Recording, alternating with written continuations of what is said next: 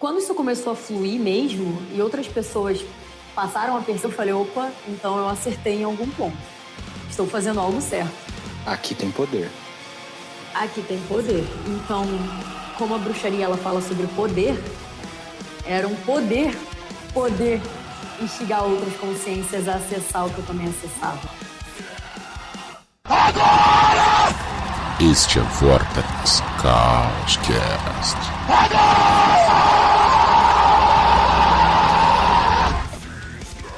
Saudações, Resistência! Você está prestes a presenciar mais uma abertura do Vortex.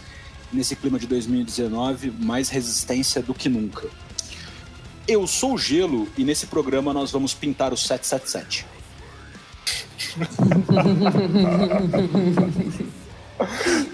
Eu sou o Rodrigo Vignoli e sejam bem-vindos a mais um Vortex. Muito bom. E vocês já perceberam que tem uma risada nova no programa. Qual que é a pegada? Para começar o ano bem, a gente vai estrear um formato um pouco novo. Nós vamos trazer pessoas que nós temos um interesse na produção e são pessoas da comunidade para falar sobre tanto a produção delas, no sentido que for, quanto a junção disso com magia e esse tipo de coisa. Então, para estrear, uma pessoa que contribuiu conosco recentemente na arte de um programa, Vitória Lisboa, que vai nos agraciar. Olá! Que Como sério? vocês estão? Eu falei assim, mas gente... Até parece. Meu Deus. Até parece que não estava corrigindo a gente de quantas pernas tem um Wyvern e quantas pernas tem um dragão, né? Vocês perceberam que o programa saiu de uma janela diferente. Final de ano, outras dinâmicas, então a gente está um pouquinho mais flexível com isso. As lives passarão agora para as terças-feiras. Essa em específico vai ser na terça 15 de janeiro, mas nós vamos seguir o padrão de a cada segunda terça do mês nós termos nossas lives. Tudo bem? A gente está começando agora um novo ano, esse é o primeiro programa de 2019 e a gente está com muitos projetos super legais para esse ano. A gente vai ter alguns encontros do Vortex presenciais, vai ser super bacana. E para a gente continuar fazendo esses projetos especiais e novos formatos de Vortex, coisas que a gente está pensando, a gente gostaria de contar com a ajuda de vocês lá no apoia.se/VortexCauscast. Cada centavo ajuda a gente pra caramba e a gente é muito feliz de ter essa base de apoiadores e de ouvintes aí. E, sobretudo, ver a comunidade tão engajada em fazer acontecer esses projetos, ver os ouvintes aqui comentando, compartilhando, indicando e participando no nosso grupo, que tem cada vez rendido mais risadas e mais discussões maravilhosas. Então, se você puder e for da sua vontade, colabora com a gente lá no Apoia-se. A verdadeira vontade é apoiar o Vortex. E eu também tenho um recadinho especial. No dia 2 e 3 de fevereiro de 2019, agora já no próximo mês, eu vou dar curso presencial de Reiki aqui em Belo Horizonte, lá no Espaço Pranamudra, e vai ser super bacana, já tem bastantes vagas preenchidas, mas caso você seja aqui de Horizonte, quiser dar um confere, cara, eu recomendo demais, já tem alguns ouvintes do Vortex que estão inscritos, outras pessoas que vêm para cá, para BH, só por causa do curso, e assim, eu acho que a diferença é que eu sou pessoa atuante dentro da área da espiritualidade, também da magia, e eu tento fazer conversarem dentro desse curso de esoterismo. Assim. Se você tem curiosidade, se tem vontade de iniciar, cola lá, me manda um inbox, e eu estou pensando em dar esse curso à distância também, em fevereiro também. Então, vai ser conferência, não vai ser gravado, vai ser uma coisa ao vivo, é para ser uma coisa mais exclusivista, contato meu direto com o público e tal. Então, se você também se interessar, manda mensagem, mas manda mensagem assim que eu ouvir esse episódio, porque vai ser meio exclusivista, eu não vou abrir para muita gente, até para ficar assim, uma coisa mais intimista. Então, se for de sua vontade, me manda uma mensagem no Facebook, no Instagram ou no e-mail mesmo. Valeu, obrigado. Já que o Rodrigo fez o jabá dele, eu vou fazer o meu. Galera, vocês estão percebendo aí que eu tô bem ativo agora com astrologia. Tô gostando muito do resultado que tá tendo. Tem muitas pessoas extremamente interessantes vindo falar comigo. Se você quiser fazer um trabalho diferente com astrologia, que não seja só cuspir informações de vocês, e você queira ter um acompanhamento disso, uma coisa mais personalizada, fala comigo. Agora o Vortex tem uma seção exclusiva para isso no site. Você vai entrar no site, vai ter lá Astrologia Sem Lágrimas no menu. Clicando lá, você vai ter todas as informações sobre como é meu trabalho, como essa parte de pagamento, tem tudo lá bonitinho, automatizado, com um clique. 2 cliques, você consegue fechar tudo bonitinho, ver pagamento, todas essas coisas. Tudo muito facilitado, na minha mão é mais barato. Então, cola junto. Se a Vitória já quiser dar spoiler e aproveitar para fazer jabá do trabalho dela, eu acho que é o espaço. Não, vou fazer mistério. Ok, então. Legal. Então vamos começar. Não, porque tem quiz do Vortex. Caralho! Fudeu. Então, vamos lá. A primeira pergunta é uma pergunta mais ampla, de várias alternativas. Vitória Lisboa. Por que não se deve brincar com Goécia? Porque vai te jogar Pursons, para não tomar Balan, para não deixar os Diamonds pistolas, porque senão eles se zangam, porque o Barbatos sai caro, ou para não tomarem seu boné. Porque o Barbatos sai caro. Muito cretina essa, né? Eu fiquei com vergonha de fazer, mas era o que tinha. Fala que foi só esse o quiz. Não, tem mais 2. E vocês Ai, vão comigo meu até o Deus. fim com isso. Num paradigma pagão, o arquétipo do tio do pavê seria relacionado a qual deus? A. Loki, porque zoa todo mundo, gera mal-estar, mas tá sempre lá. E provavelmente você vai achar ele numa situação muito constrangedora com animais. B. Dionísio, pois está sempre bêbado. C. Nenhuma. Tiozão do pavê é uma religião monoteísta. Nenhuma. Tiozão do pavê é uma religião monoteísta. Nossa, com certeza, pra botar esse climão na mesa, só o monoteísmo. Por último, Só pra o- gente... Fala. Não deixa, eu me perdi. A gente tá sussurrando. Porque é misterioso. Oh, é sinistro. Agora uma pergunta autocentrada. Segundo o próprio Vortex, é interessante fazer ritual na virada do ano, pois muitas culturas veem o final do ano como o final de um ciclo e encerramento são importantes. B. Porque o mundo inteiro está gozando. C. Nem é importante o que vale seu aniversário. D. Nem é importante o que vale a virada do zodíaco. E. Porque parece que o ano virou, não é mesmo? Caralho, eu não li isso antes. Eu vou na B. O importante é gozar. Justo. Muito bom, muito bom. Então, sem mais queimações de cara, a gente pode abrir o Vortex, Rodrigo? Por favor. A magia me chama.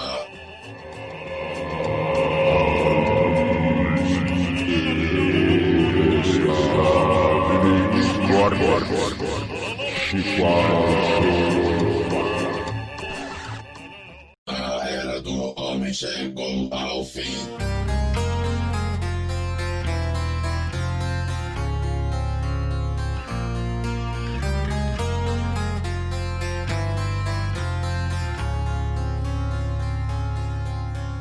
Quando eu comecei a desenhar, e isso vem de um processo da infância, uma das minhas coisas favoritas de desenhar eram os contos de fadas, né? Eu escutava aquela história da bruxa, da fada, e aquilo ficava no meu imaginário. Então, a maneira que eu tinha de expressar isso quando criança, hoje em dia eu entendo isso, é óbvio, quando eu era menor não, era através do papel, era desenhar, né? E passa-se o tempo, tudo mais, chega na fase da adolescência, né? Aquela fase suave, que todo mundo adora, só que não. Eu comecei a sentir a necessidade de expressar coisas que tinham na minha cabeça, né? Principalmente coisas sombrias, coisas que me incomodavam, porque era algo que não podia ser conversado e eu precisava colocar aquilo para fora de alguma maneira. Então, né, nesse período da adolescência que começou a misturar as minhas primeiras investigações em magia, eu comecei a representar isso e desenhar e por aí vai. Num determinado ponto, eu percebi que eu tinha a necessidade de expressar o que estava no meu imaginário. Isso não era só porque eu gostava de desenhar, era porque era necessário. o meu desenvolvimento com arte, ele foi muito mais no sentido de necessidade do que no sentido de um hobby ou algo que eu achava legal. E aí as coisas foram evoluindo e estamos aí hoje em dia, né? Você já tinha consciência dessa necessidade de expressão, tipo? Sim, eu já tinha. Isso veio de um documentário sobre gente maluca. Caramba! Eu vi que os artistas esquizofrênicos, né? Era um documentário que falava sobre como havia uma produção artística dentro de manicômios e tudo mais. E eu pensei, pô, tá aí. Agora eu entendi por que eu preciso desenhar essas coisas esquisitas. Uhum. E aí eu fui indo e fui seguindo, sem pensar muito sobre. Que legal. Que legal.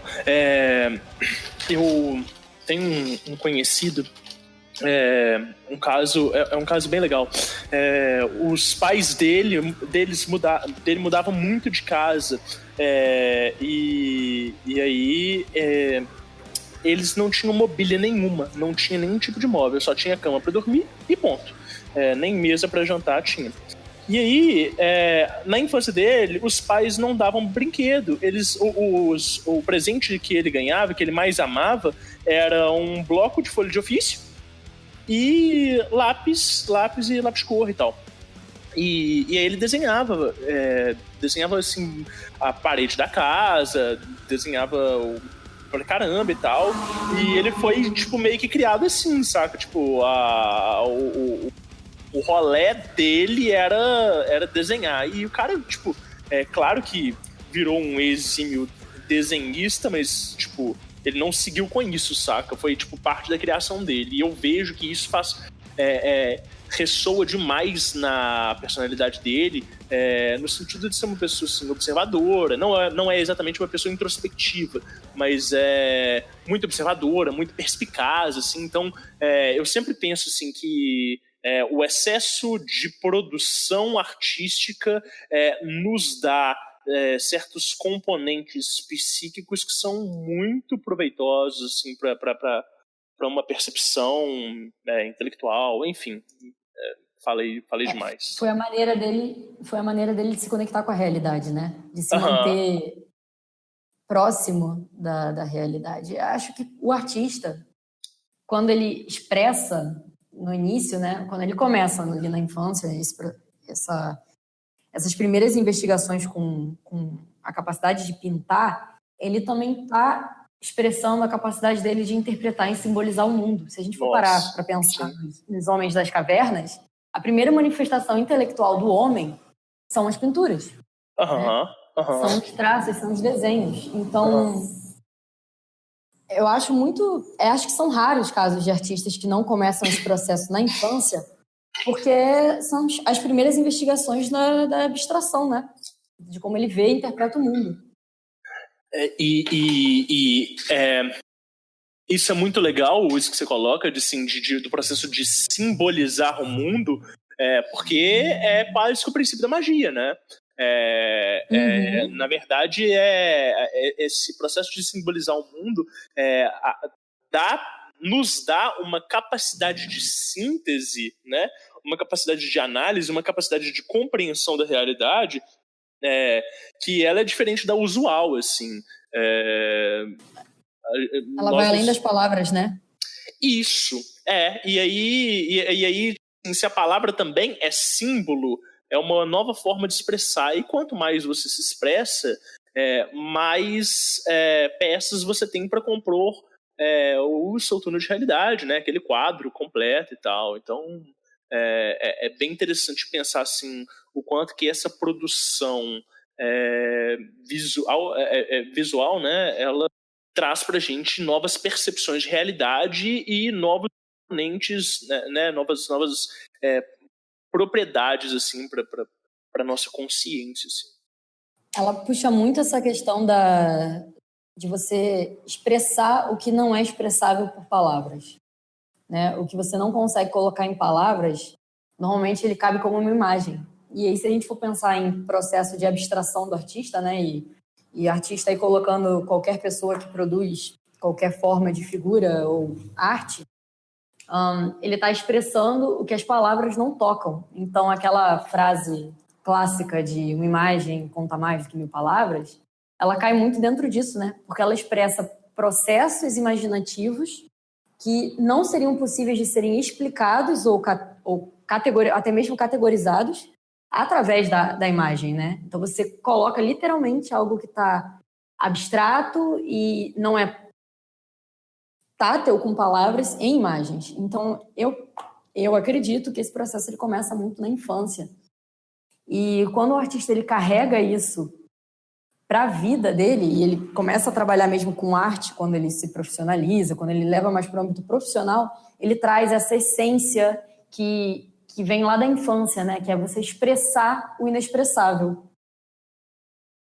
Expressar o inexpressável. Da hora. Muito bom. Então, que tipo de expressão a sua arte assume? Porque, assim, você já fez uma capa pra gente, sabe que sua praia é arte visual, né? Pintura, desenho, ilustração. O que eu trago com a minha arte? Aí entra um processo mágico nessa brincadeira. Né? É por isso que todo o meu trabalho ele é voltado para isso. Ele não é só a expressão artística, ele também é parte da expressão espiritual. Como que começou esse processo? Todo mundo que mexe com magia, todo mundo que trabalha com magia ou espiritualidade de alguma forma sabe a importância e o valor das imagens. Uhum. Né? São as imagens que dão os primeiros gatilhos mentais para a gente conseguir começar a visualizar, se ligar instintivamente, intuitivamente com o que a gente está trabalhando e coisa e tal. Em determinado ponto, eu comecei a sentir falta de imagens que fossem mais pessoais, mais significativas e simbólicas para mim, né? Por exemplo, eu estava trabalhando com uma entidade X e eu achava que estavam faltando elementos nela. Então, eu precisava fazer recortes de imagens, né? Tá faltando isso, então eu vou pegar da outra e vou colocar aqui. Como eu já desenhava, isso foi natural. Então, eu comecei a passar para a tela e para o papel as minhas necessidades de conexões com simbolismos, né? De um modo de vista mais pessoal. Então, todo o meu trabalho ele é voltado para expressar o oculto, ou o invisível, ou o espiritual, ou o outro lado, ou chame como quiser. É por isso que a minha arte ela toma essa ligação em excesso com o espiritual, porque ela é feita dentro desse contexto e é uma necessidade do meu caminho mágico. Muito doido. Então, à medida que você percebe uma expressão artística mais pertinente para uma personalização da sua expressão, a sua expressão mágica também vai junto com isso. É um processo que se encontra. Exatamente. Isso é muito doido, porque a gente insiste bastante com Chaos Magic, dessas coisas, para as pessoas usarem sim coisas que já existem, mas à medida que elas vão percebendo o que é específico delas, que elas vão migrando para uma expressão cada vez mais pessoal e cada vez mais particular. Quando o Rafael Mordente gravou com a gente um tempo atrás, cunhou-se uma expressão naquele programa que ficou na minha cabeça desde então, ser senhor, ou senhora, o que for o caso, da sua expressão. Aparentemente os barulhos da rua concordam comigo. Então, por favor. Dentro desse processo de expressar o que é pessoal, começou a acontecer um outro processo externo. Essa necessidade de expressar e personificar e dar vida a imagens que seriam úteis para mim como símbolos para adoração, para conexão e etc., ela também começou a fazer sentido para outras pessoas. Olha, é bacana, hein? Aí é que o rolê mudou de história, né? Aí é que a coisa começou a ficar séria. Quando eu assumi a postura como artista, né? Quando eu percebi que pessoas externas a mim também pegavam gatilhos, também sentiam coisas ligar, né, na cabeça. Então, elas também se relacionavam simbolicamente com o que eu criava. Isso mostrou para mim que os símbolos que eu criava, de certa maneira, não eram só símbolos pessoais. Não era só fruto do meu microcosmos, né? Ela era uma coisa que estava numa esfera maior. Então, foi aí que meu trabalho ele começou a tomar essa forma externa de artista e publicar e expor, efetivamente. Olha que interessante. À medida que você se conecta com o seu particular, você consegue expressar um determinado universal. Muito doido esse Exatamente. processo, cara. Só que quanto mais desprovido de racionalização sobre o desenho, mais ele ligava as outras pessoas a ele. Então, esse foi um dos pontos que cabe perfeitamente dentro disso que você falou, né? Quanto mais você se conecta a si, e isso está além da razão, não é tão racional quanto parece, mais ele ativa outros gatilhos que não são só referentes a mim. É mais uma parada de essência, né? A essência precede a existência, ou não. Enfim, questão para outro papo. Não sei. Ou os dois ao mesmo tempo. Exato. Quando você junta os dois, aparece a forma, né? A manifestação. Uhum. Vitória, em que momento você percebeu que a arte começava a se tornar uma ferramenta e você percebeu meio que essa necessidade de sair de uma coisa que era mais aleatórica, talvez mais tão somente intuitiva, e você precisar da forma para isso sair com uma expressão específica? Você percebeu que você precisava de uma ferramenta, de uma técnica específica. Qual a técnica ou ferramenta específica que você percebeu que era mais adequada? Então, exatamente por isso. Quando você começa quando eu comecei, no caso, né, a expressar coisas específicas ou porque era o que eu precisava para gatilhos na minha consciência, eu comecei a buscar materiais, no caso, a minha ferramenta, né, que se adequassem à necessidade X ou Y. Então, por exemplo, quando eu fui para a parte de cores, eu percebi que o lápis de cor, ele não comportava a minha necessidade de abstração. Eu precisava de uma coisa que fosse mais maleável, mais disforme, mais intuitiva. O lápis de cor, ele era muito racional para mim. Ele era muito rígido e eu precisava de uma coisa que fosse mais suave para poder fazer esse processo de tirar a razão, né? O meu trabalho ele cabe todo dentro disso, né? Eu busco ser o menos racional possível quando eu estou pintando. Então, quando ele começou a me incomodar porque ele era muito rígido, muito fechado, muito preciso, exatamente, muito preciso, eu caí para aquarela, que foi meu primeiro material assim que eu busquei. Então, foi a aquarela. E depois eu parti para o pastel oleoso. E o pastel oleoso, ele era um material interessante, tanto a aquarela quanto o pastel. Então, o pastel oleoso, tanto o pastel oleoso quanto a aquarela, eles eram materiais que eu costumo chamar de muito temperamentais. Eu não conseguia ter muito controle sobre o que eu estava fazendo. Então, eu conseguia fugir do mal de artista, que é a perfeição.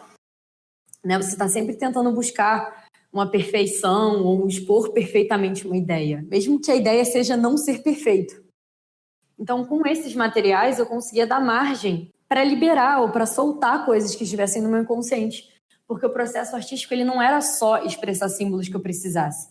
Ele também era uma vazão a coisas inconscientes e ocultas dentro de mim. Então, eu precisava de um material que não fosse facilmente manipulável, que tomasse forma por si, que borrasse, que sujasse, que me irritasse, que me tirasse do sério, porque ele estimulava outras emoções em mim, além da tentativa de atingir uma perfeição figurativa. Eu tô olhando uma produção específica sua aqui no seu Instagram, chama O Luminoso, de 2018. Depois o ouvinte dá uma olhada no post. Cara, essa coisa de permitir você usou outro termo que não é maleabilidade, mas pelo jogo das luzes e tal, isso em lápis não daria o mesmo efeito, porque como ele deixa espaço para você compor, dá muito mais essa vivacidade que a obra precisa. Você conversa melhor com ela. Ela não tá te passando uma informação, ela tá te fazendo um convite. E ainda mais por ser toda essa coisa de luz, sombra, floresta, toda essa coisa, ela deixa um espaço para você transitar ali, e aí tem um negócio que eu acho muito louco da sua produção. Você começa a encontrar motivos, você começa a encontrar informações ali que você só vai pescando, e é aquela coisa do causa jornada, né, Rodrigo? Só vai seguindo os rabanetes. Você não precisa necessariamente chegar a algum lugar, mas só de estar na busca, na jornada, já é o suficiente. Sim, sim. esse processo de usar um material que é temperamental, que toma forma sozinho, que te irrita... porque ele tem seu próprio temperamento e mesmo que você queira fazer uma linha reta, às vezes não vai sair reto nem fudendo. Então, na verdade, na maioria das vezes não sai. Então, esse processo de deixar o material ter o seu próprio temperamento, você só consegue compreender o que ele está significando depois que você termina. Porque um borrão ou uma perda de controle sobre o processo de criar, ela vai ter um significado depois. Então, era um material desse tipo que eu precisava, que me permitisse fazer esse processo justamente de deixar a coisa criar por si, a coisa tomar forma sozinha. E para que depois eu parasse e fizesse o processo racional sobre. Eu trabalhava com... Eu já falei isso no programa outras vezes. Eu trabalhava com meu tio, que ele era artista plástico, né? E ele trabalhava com óleos sobre tela sempre. E às vezes ele utilizava aerógrafo, né? Aerógrafo, para quem não conhece, é tipo um spray, né? Por meio de aéreo mesmo, né? E para fazer alguns enfumaçados nos quadros e tudo. E aí, um dia, um crítico chegou para ele e falou assim, não sei se era crítico, se era um amigo dele, enfim, falou assim, Fernando, você devia usar muito mais pincel e espátula do que o aerógrafo. Falou, por quê? Falou, porque o pincel e a espátula têm o contato do artista com o quadro. O aerógrafo, ele deixa muito impessoal, ele não tem a sua marca, ele não tem a sua mão, ele não tem o seu contato. Perfeito. Né? E o pincel e a espátula, eles permitem ter muito mais... esse contato. E aí, eu não trabalhava com ele, né, porque ele falou isso, né, eu não sei se era no meio da carreira dele, mas quando eu trabalhava com ele, eu trabalhei com ele por quase 7 anos, os quadros dele eram de 90% a 100% em espátula. E aí, pro ouvinte que tá ouvindo e não sabe, né, a espátula é uma espátula mesmo, é um pedaço de metal que você vai raspando a tinta no quadro. É uma colherzinha de pedreiro. Uma colherzinha de pedreiro, mas a dele não era nem perna, era só uma lâmina, assim, um pouco maior, sabe? Ele gostava dela como se fosse uma pazinha reta, só uma lâmina de metal, assim. E aí ele vai pintando com aquilo dali, só que ele era surrealista e impressionista, assim, então não era abstrato, né? A pintura tinha forma, assim, e eu ficava muito impressionado com como que raspando o quadro ele conseguia extrair formas tão belas e tão fiéis, assim. É isso que você tá falando do material, né, Vitória? Como ele usava óleo, tipo assim, ele não manjava de ocultismo e tal, mas ele sempre falava, assim, que ele tinha uma relação muito grande com a água na pintura dele. Então ele gostava do óleo porque ele falava que o óleo ele leva de 1 semana a 3 meses para secar, dependendo da quantidade que você usa e dependendo do clima e tudo. E aí ele sobrecarregava com tinta, assim, chegava a utilizar assim, tubos mais tubos mais tubos num painel. E esse domínio do material é muito interessante, né? Isso que você está falando. Acho que chega um ponto que o artista ele se pergunta se é ele que domina o material ou se é o material que domina ele. Quando você entra numa sincronia com o material que você utiliza, em termos de gostar, em ser prazeroso, eu acho que isso se mistura um pouco. E isso que o crítico falou para ele, eu tenho para mim que quando você é mais próximo do material, eu também trabalho com tinta a óleo, então eu entendo bem o que ele quis dizer. Que, apesar da tinta a óleo ela ser utilizada para fazer formas perfeitas e tudo mais, a pintura clássica, renascentista que a gente conhece bem, a tinta a óleo e toda tinta líquida, ela te permite ser imperfeito. E isso dá uma outra expressão, né? Ela te permite ser humano. E ser humano não é você ser perfeito, né? Então, eu acredito que entre nisso o que o crítico falou. E essa acho que seja essa seja a diferença entre a arte produzida por homens e aquela arte que é produzida por robôs, ou por computador e tudo mais. No computador não no sentido de arte digital, mas aquela arte que você utiliza uma programação, um código para que ele crie formas abstratas sozinho e tudo mais. Aham. Esse lance que você falou de formas tão perfeitas que o artista cria, que esse seu amigo criava, entra uma provocação, né? Como vocês gostam de falar no Vortex. É o artista que fez isso ou você que percebeu a forma? Tan, tan, tan. Mas no caso dele era pintura, não era uma forma, era pintura mesmo, assim. Então, tipo, tinha tema e tal. Caralho. É o artista que faz. Pedrada, né? Qual que é o seu ponto de vista? O meu? É. O meu ponto de vista é que, bom, dentro do meu trabalho, até porque eu trabalho com desenho automático, que é da onde eu tiro a maior parte das minhas formas, e aí espero na veia, né? É o material que me domina. Olha. É totalmente o material que me domina. E a minha parte é entrar em um acordo entre o que mais ou menos o tema ou aonde eu quero ir e até onde ele vai me levar.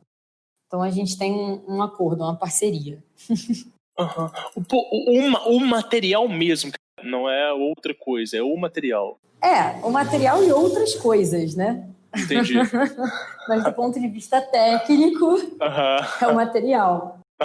É claro que eu tenho todo um processo como artista, de buscar técnicas, de aperfeiçoar meu trabalho, de estudar luz e sombras, formatos. Isso é algo que eu estou fazendo agora, por uma outra necessidade, né? Como surgiu um outro ramo, que é a ilustração de livros, eu tive que cair para doutrinar um pouco a minha técnica, até para conseguir obter as formas específicas desejadas. Então, eu tento combinar as duas coisas, né? Um pouco de dominação do próprio material, e aí eu sou full submissa,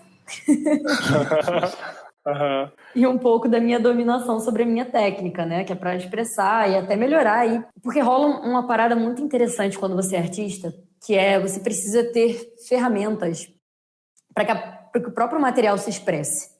Né? Então você precisa descobrir como as cores se misturam, como elas se misturam adequadamente e por aí vai, para que ele possa atingir o seu máximo potencial, para que ele seja realmente livre. Legal. Legal. Então, você comentou um gancho aí, cara, que me deixou curioso. O que é essa outra coisa que você falou que aparece na arte, que não é só inspiração artística? Porque, afinal de contas, aqui nós estamos todos entre buscadores, praticantes de magia, da forma que se quiser. O que você acha que desse universo interfere na sua arte? Tudo. Conforme eu fui me colocando numa postura de canalizadora, quando eu entendi que o processo de arte era uma canalização, era uma atitude mágica, né? Você canalizar, manifestar e criar, foi quando eu me permiti ser passiva para os poderes que eu trabalhava, para que eles pudessem se expressar. Que interessante. Então, as entidades que eu trabalho, os espíritos e o paradigma em que eu estou inserida, que é o da bruxaria atualmente, né? Ele fica expresso na minha arte, né? A gente tem um tratozinho, vamos dizer assim. Eu me coloco como uma canalizadora dos poderes, porque eles atingem outras pessoas, eles também são ferramentas de manifestação em outras consciências, que não só a minha. Então, passa a se tornar um dever mágico, né? Como bruxa e como magista, que é a canalização do que é necessário para operar mudanças em outras consciências, né? Não só a minha. Então, foi nesse processo, no meio desse processo aí, que outras pessoas começaram a identificar gatilhos na minha arte. Então, uma das coisas que eu trabalho muito, e eu acho que isso não é novidade para ninguém na minha arte, é Exu.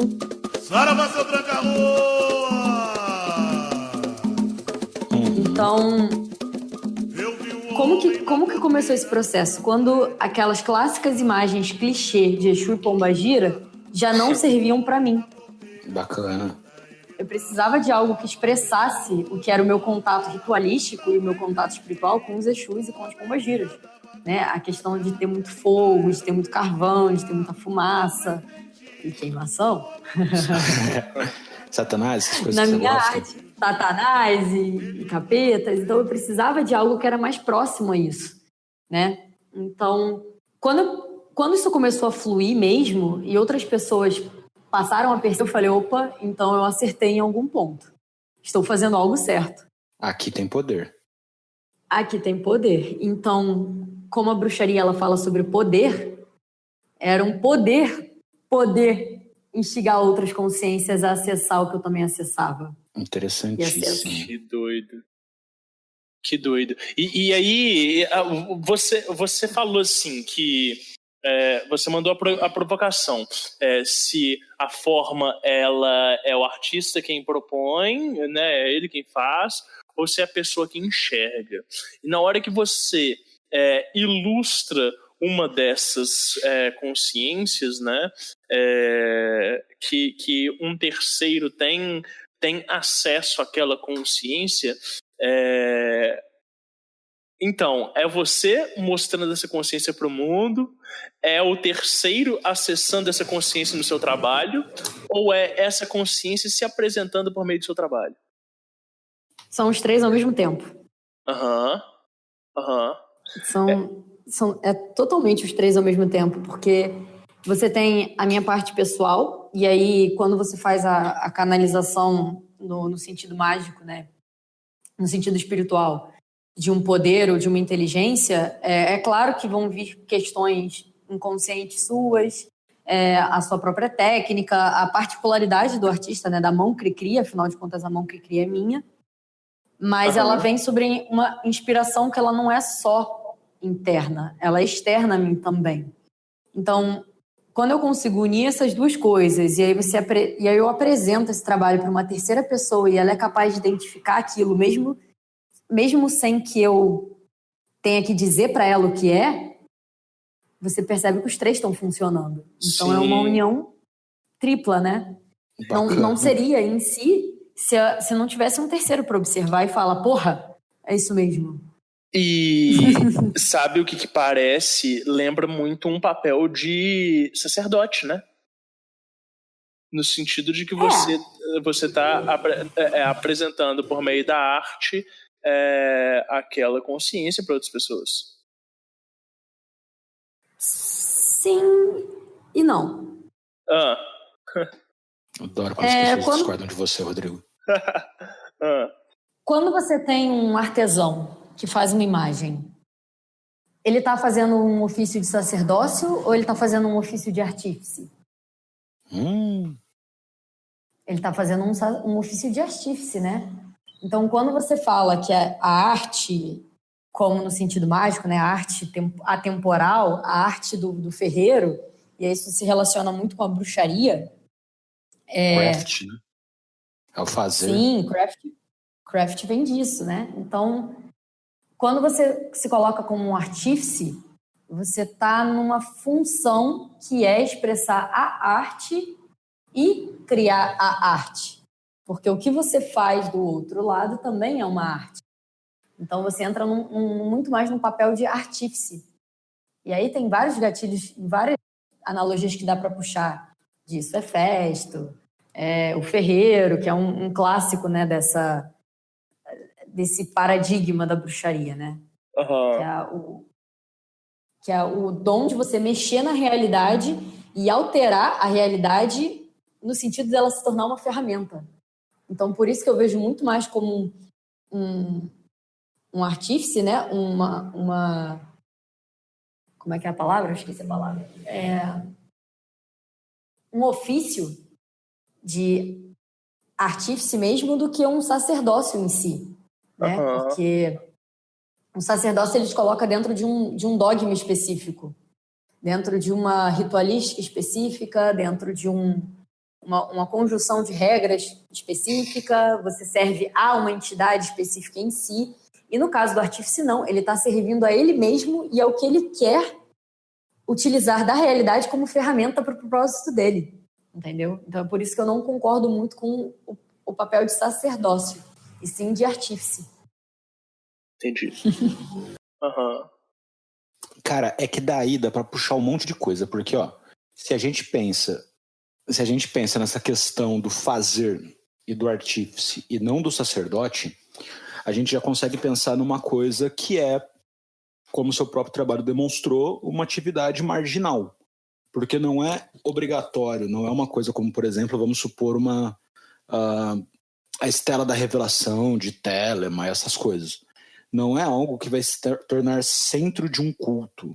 É algo que vai aglomerar ao redor dela aqueles que estão afim com aquela mensagem. Então não é algo que vai ficar exposto no centro da cidade. É algo que vão acorrer aqueles que sentirem uma ligação, um vínculo. Aqueles que tiverem uso, né? Que forem fazer uso. Porque se for pensar dentro da lógica de artífice e de criar ferramentas, você não cria uma ferramenta para você guardar todas elas no seu arsenal de ego, né? Uhum. Você cria uma ferramenta para que ela seja efetivamente utilizada. Então, quando alguém vira para mim e fala, nossa, eu tive um sonho com os seus desenhos, ou nossa, eu utilizei a sua pintura para um ritual X, eu dei uma ferramenta para aquela pessoa. Né? É claro que eu não dei, porque nada nesse mundo é de graça. Então a galera da internet tem um pouco de vantagem sobre os artífices de antigamente, né? Mas a ideia é na lógica de eu te dou algo, você me dá algo. O artista ele também tem que ser pago, né? Uhum. Quando alguém obtém uma arte minha ou utiliza, ela está utilizando a ferramenta. E aí ela está completamente desprendida de qualquer... Acho que a palavra dogma cabe, mas qualquer dogma meu, de qualquer pragmatismo meu. Né? Ela pega e utiliza aquilo para o propósito dela da maneira como ela achar mais interessante, ou mais útil, ou mais usável. Por isso que também não cabe no papel de sacerdócio. Se você for pensar num padre é um sacerdote, ele não te dá liberdade. Certo. E a parada é criar ferramentas que dê liberdade para que as pessoas acessem, da maneira como elas acharem mais interessante, chaves de alteração de consciência. Que interessante. Cara, isso é muito provocativo, porque uma coisa que a gente tem muito na magia do caos é a iconoclastia. Se a gente pensa nesse tocante a que o mais importante não é o para que aquilo foi feito, mas sim o uso que vão fazer daquilo, é uma libertação muito louca, no sentido de que nem o artista vai ter controle do que ele está produzindo. O controle total. Isso para efeito mágico é muito interessante, porque, por exemplo, tem, sei lá, se a gente pensa, por exemplo, nos tátuas, naqueles desenhos clássicos do hinduísmo que você olha, umas mandalas, para meditar. Aquilo foi cunhado há tanto tempo atrás e tem sido usado desde então que a gente consegue pensar na força do que foi expresso ali. E quando a gente pensa nessa relação curiosa que você apresenta, das pessoas que, via o seu trabalho, via o que você produz na sua arte, elas conseguem acessar alguma coisa, é que isso para mim é muito Caos Magic, então eu estou tentando sintetizar. Você apresenta uma coisa X que alguém faz um uso Y. Claro que todo mundo, ao se relacionar com um símbolo, vai ter uma vivência particular. Mas é muito interessante pensar nessa coisa do artífice que você falou, e também nessa coisa de estar aberto a que determinados poderes se canalizem por aquilo. Porque eu tenho uma visão muito louca, assim, que eu gosto de pensar nela. Ele é meio que um nômade do sentido. Ele vai a terras novas e volta com informações novas. Ele é como se fosse uma espécie de xamã que vai ao mundo, vamos chamar dos espíritos, e volta com outra informação. Então ele é justamente a ponte, ele é Hermes, é esse que faz a ponte entre os mundos. E aí a gente pensa o lugar que a sua arte ocupa dentro da utilização que você dá e a utilização que as pessoas dão, e a gente chega na coisa que me chama mais atenção dessa série que a gente está começando, que é a comunidade que se junta dessas coisas descentralizadas, dessa rede sem polos, dessa coisa verdadeiramente rizomática. Eu fui palestrinha agora, não cheguei em lugar nenhum. Eu tô esperando a conclusão. Eu tava assim, cadê o grande finale? Cadê o grande finale, porra? Amarra!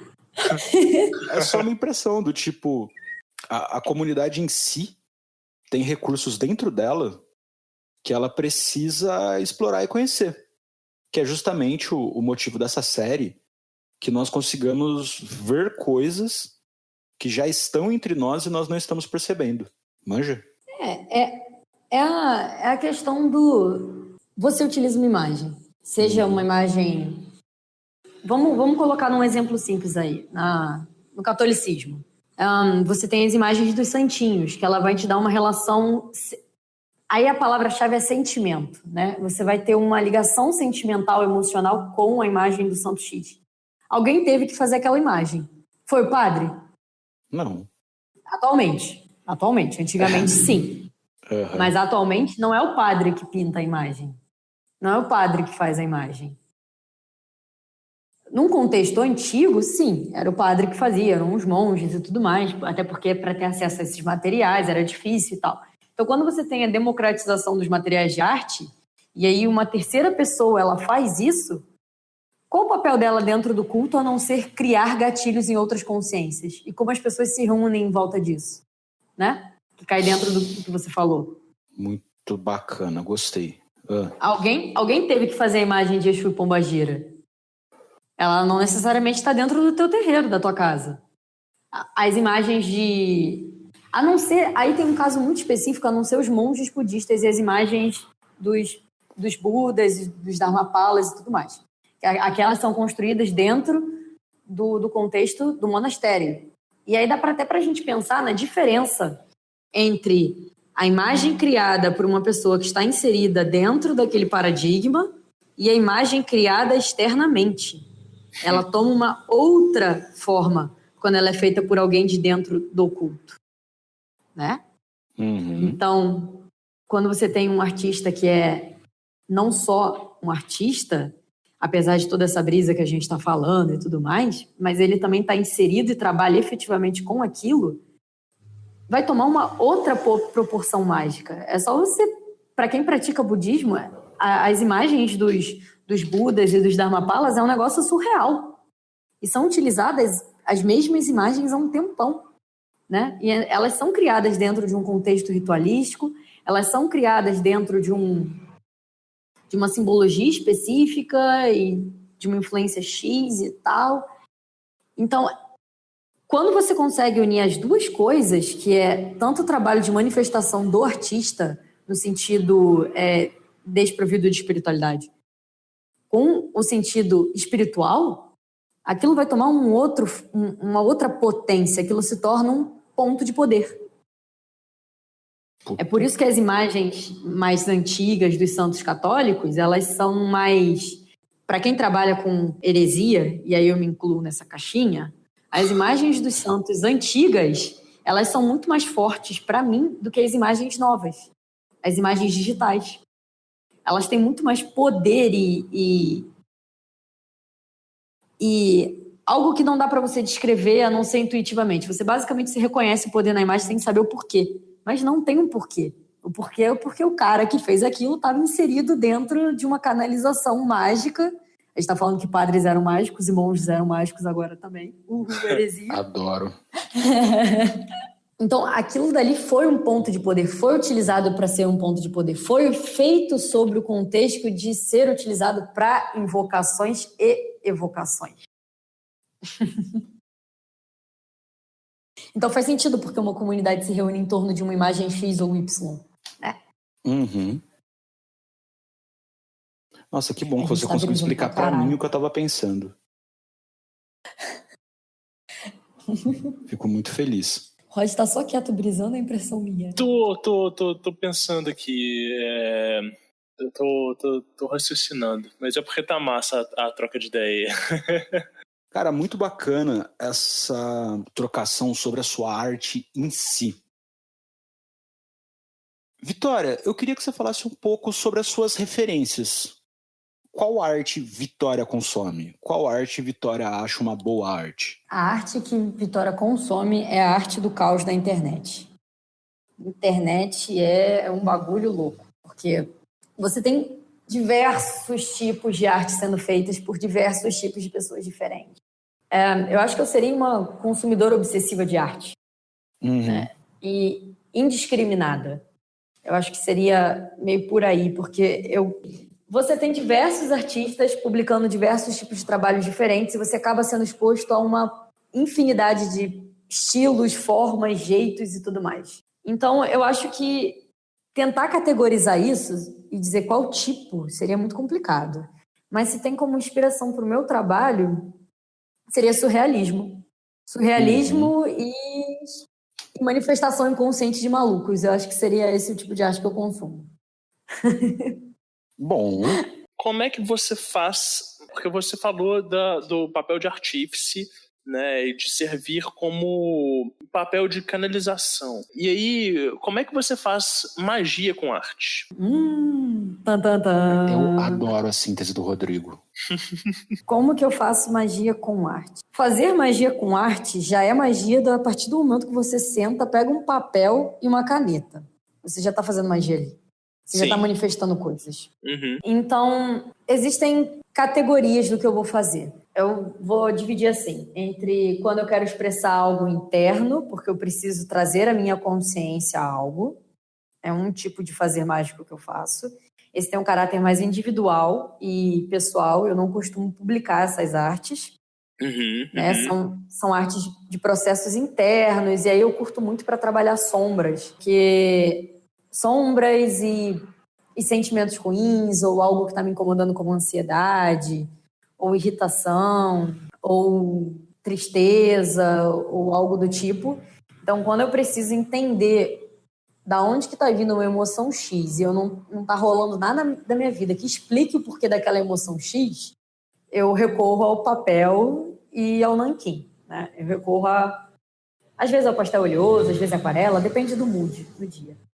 Raramente tinta a óleo, porque eu fico com pena de gastar os materiais, porque aqui no Brasil essa porra é cara. Então, eu divido entre manifestações inconscientes, né? Então, é quase um processo terapêutico.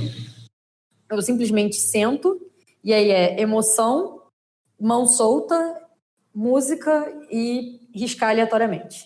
Depois, no final de riscar aleatoriamente, isso é um processo de desenho automático, mas interno. Eu faço o processo de percepção racional sobre o que eu criei, né? Dentro do contexto da emoção e dentro dos símbolos que eu consigo identificar ali, né?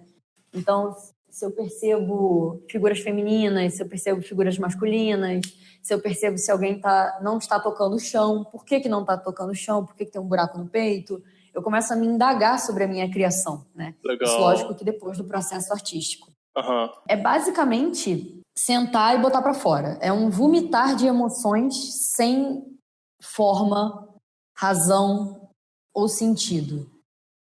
E isso é muito fácil de ser feito. Para você fazer isso.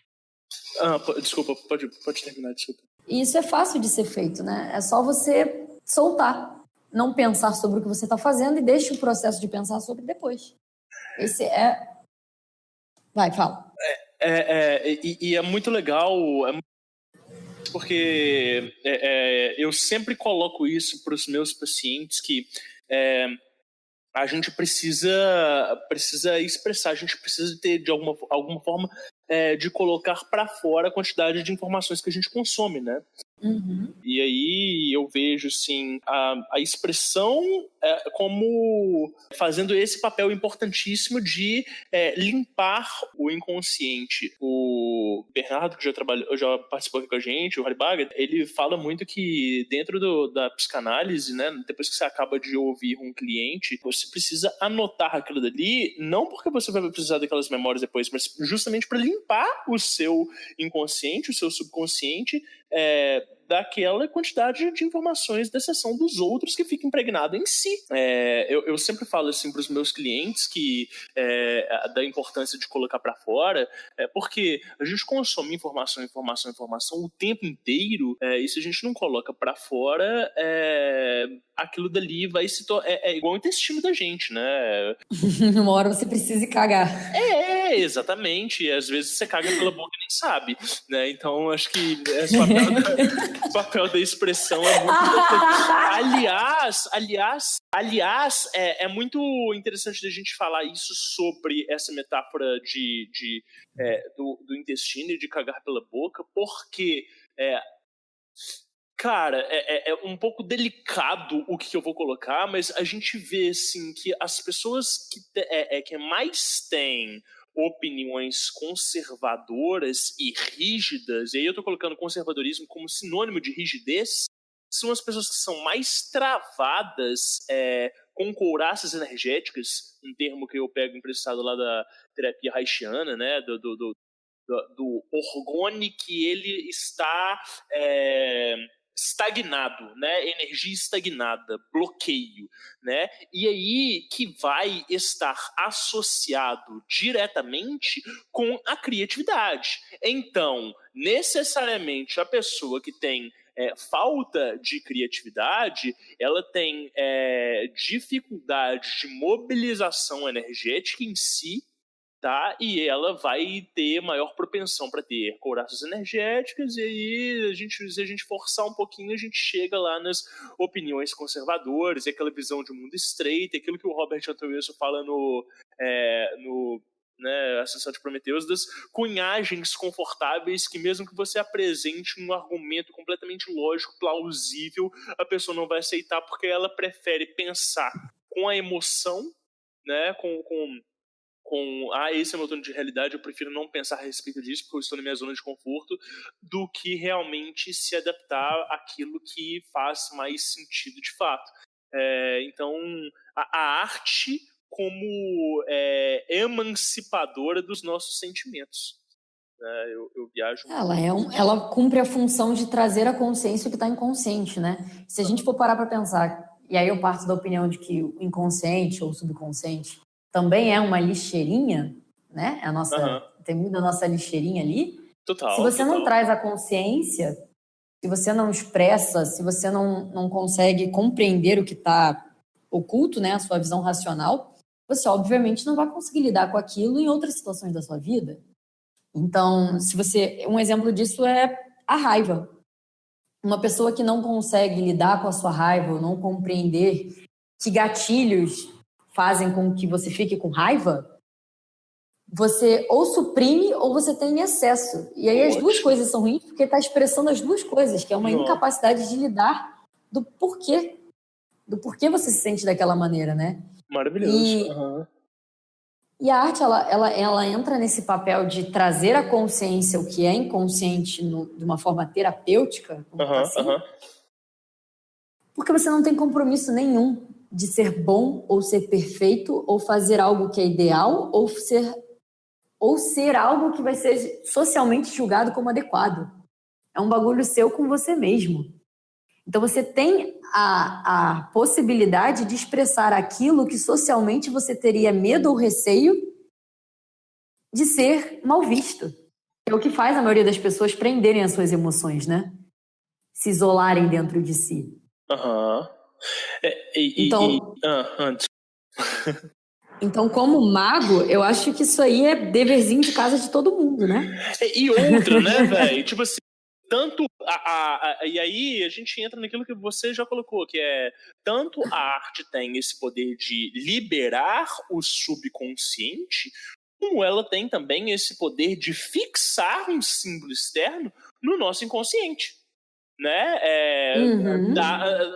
Basta a forma como você usa sua consciência na hora que você está usando aquele processo. Então, na hora que você eterniza a imagem de uma entidade, ou igual eu, por exemplo, quando, igual o Gelo falou, né? Eu sou mais do crafting, eu sou mais de construir ferramentas mágicas, esculpir, uns rolês. Eu gosto de desenhar, mas eu não tenho eu não tenho as mãos igual você, tipo, por exemplo, saca? Tipo, eu até tenho um tarozinho em preto e vermelho que eu comecei a desenhar, não terminei ele até hoje, mas tipo assim, eu gosto muito de construir as coisas, assim.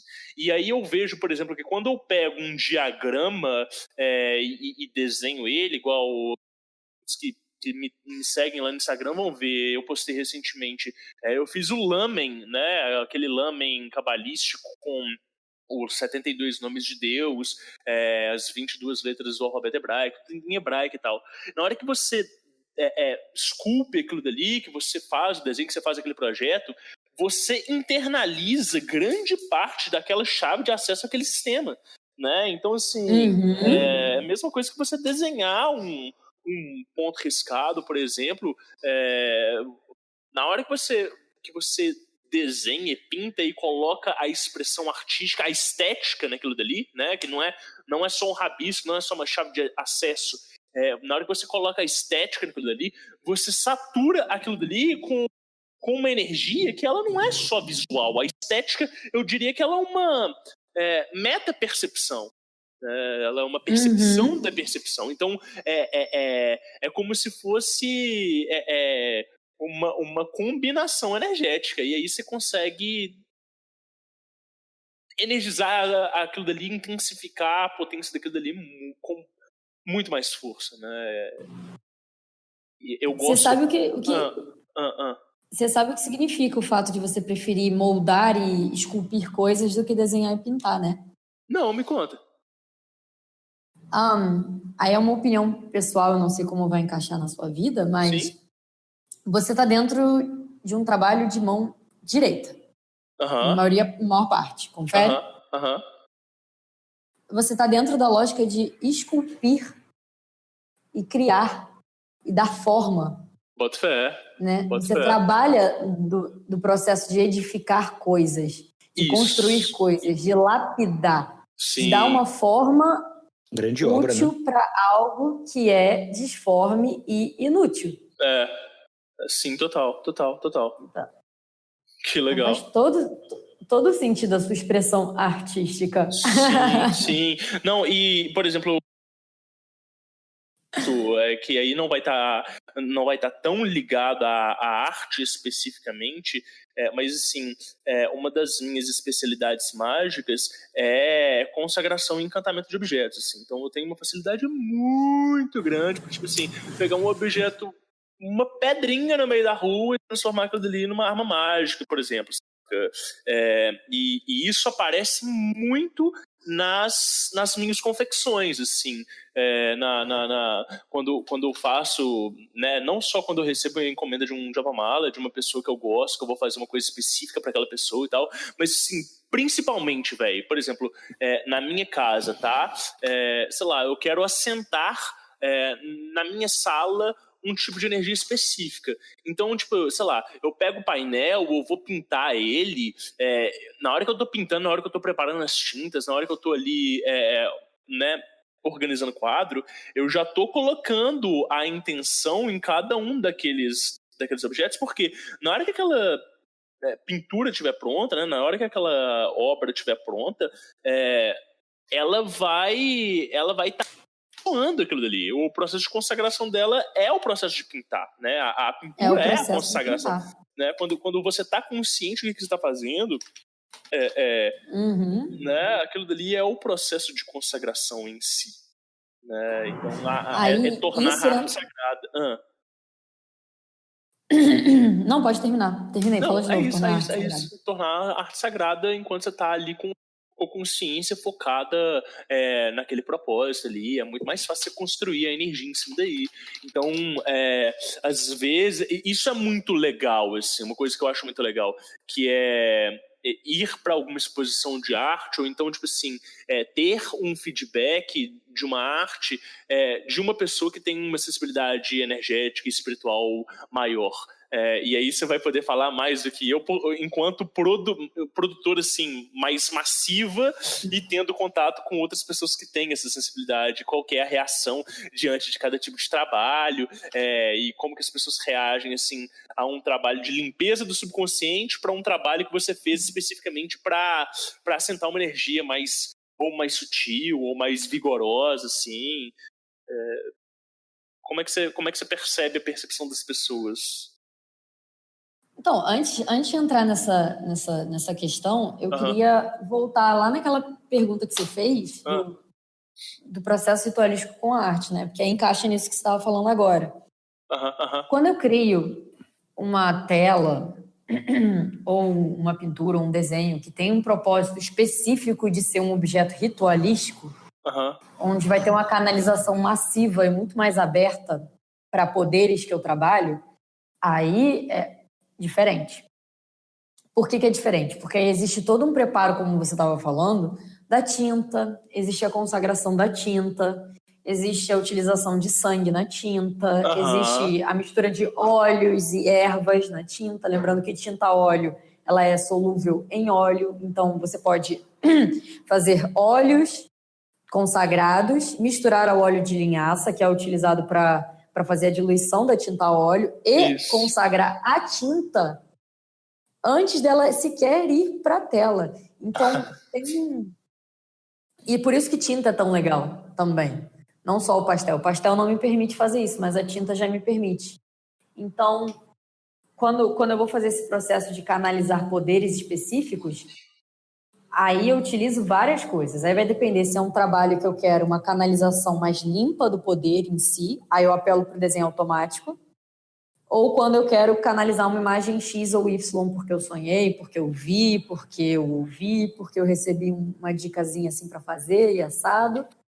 Entendeu? Então, existem diferenças nesse trabalho, porque as possibilidades são bem amplas, né? Então, quando o processo ele vai nesse sentido automático e não no sentido de puxar coisas inconscientes, e sim de puxar coisas macrocósmicas, né, externas a mim, consciências externas à minha consciência, apesar de passar pela minha mão, como é que eu faço esse processo? Quando é um papel ou algo do tipo, é mais fácil, né? Então, eu sento, eu reduzo a iluminação do ambiente. Eu gosto muito de utilizar velas, porque elas ficam trêmulas, então eu não consigo ter uma luminosidade fixa sobre o que eu estou trabalhando. Aham. Então, eu normalmente utilizo velas, e aí dá para brincar um monte com consagrar a vela, óleo na vela, cor da vela e piriri pororó. Eu faço uma invocação simples do que eu quero trazer, entendeu? Eu não vou entrar nas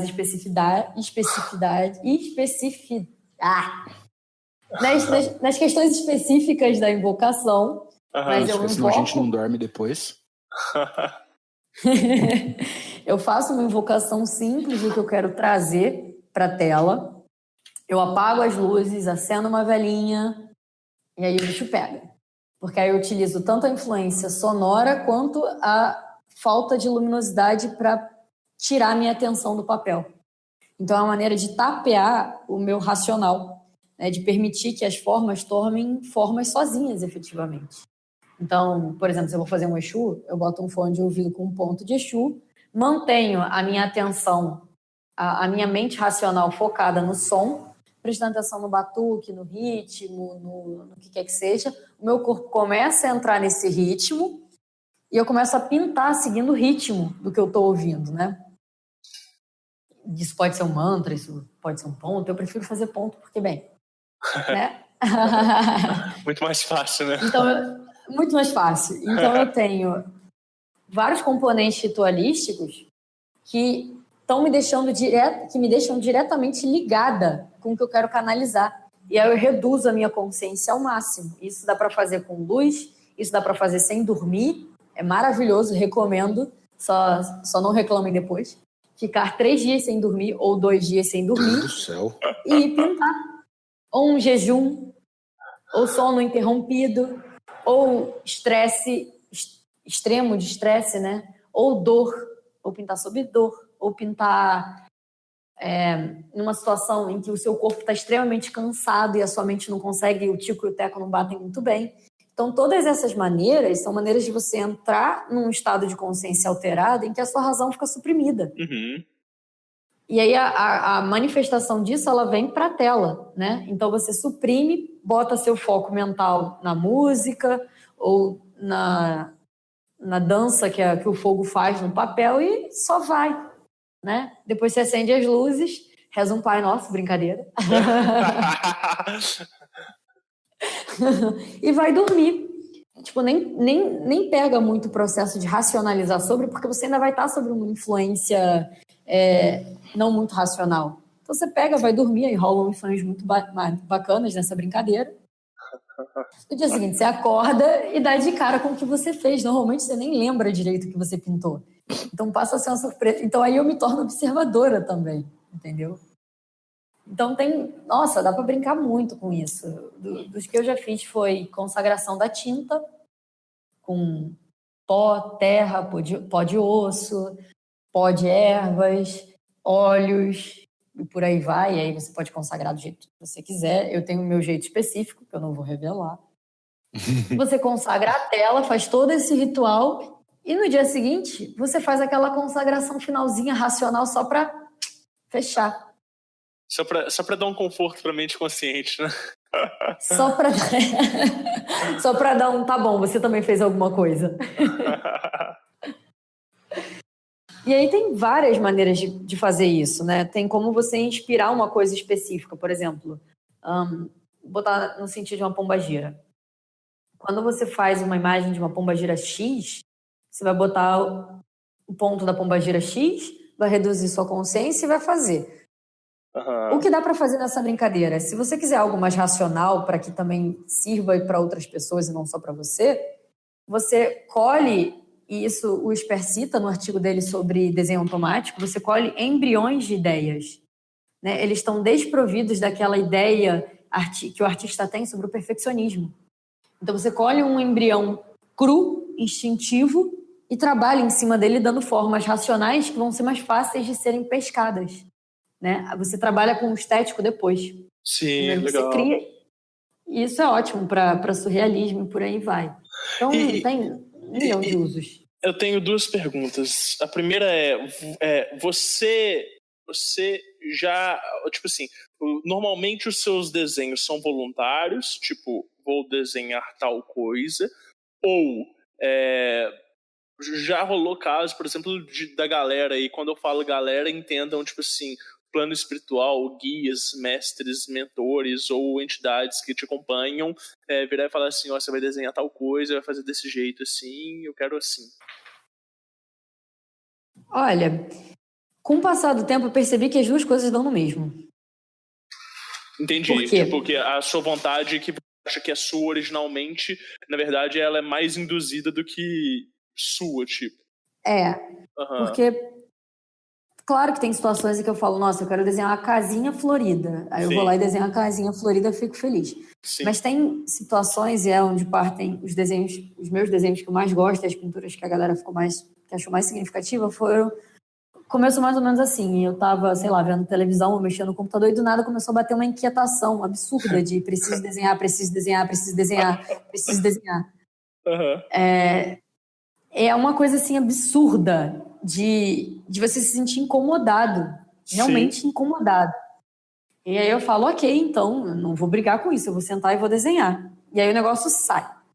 E também tem situações, isso é mais comum por sonho, em que eu sonhei que eu estava pintando. E a pintura que eu tinha feito no sonho, um tempo depois, nesse mesmo sonho, a entidade em questão vinha e falava, gostei da minha pintura. Caralho! Ficou bonita essa. Aí eu acordei. Aí é da hora. Aí você acordou e Aí eu pintou. acordei e falei, vou ter que pintar. Lógico. Isso era outra coisa que eu ia te perguntar.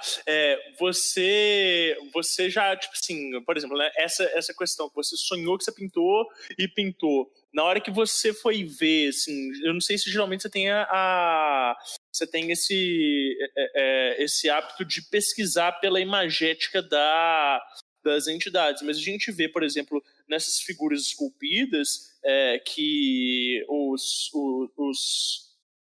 existem várias imagens para uma mesma falange. Né? E aí, tipo assim, eu tenho, por exemplo, o caso de um amigo meu que o eixo dele virou e falou assim, ó, a imagem que você tem aí na sua casa não sou eu, você se vira e compra a minha, que é a outra e tal. E aí, tipo assim, você já teve essa experiência assim, de você retratar uma entidade e ela virar e falar assim, não, essa é outra falange, ou então, tipo, você retratar uma entidade da forma como tem que ser e alguém virar e falar assim, não, esse desenho aí não tá retratando o que eu conheço, não. Então, já rolou de eu desenhar. E eu estava num momento muito artista, técnico e etc. Aí eu queria que fosse X, Y, assada, aí eu fiz. E logo depois eu ficar olhando para ela. E aí é engraçado porque acho que isso vai do contato, do tipo de mediunidade que cada um tem, né? Então, de eu passar pela imagem e ficar incomodada com ela. Tipo, caralho, eu tô incomodada, eu não sei por que tá me incomodando. Tipo, tá bonita, tá bem feita, tá com a técnica que eu queria, não tem nada ali que tá me irritando, mas eu tô incomodada com a imagem de uma maneira enlouquecedora, entendeu? Então, já aconteceu de eu desenhar, pregar no meu quarto, né, pra ficar em contato, pra engrossar o canal de comunicação, e eu não consegui olhar pra imagem de irritação. Aí eu falei, não, tá, vou rasgar e jogar fora. Porque não tem jeito. Não é um incômodo que tá vindo de mim. É um incômodo externo a mim. E eu não consigo explicar. Então, nessas situações, eu só tive situações assim, né? Aí eu fui e fiz uma outra imagem, menos do jeito que eu queria, que me incomodou como artista, mas não me incomodou como médium. Que sensacional.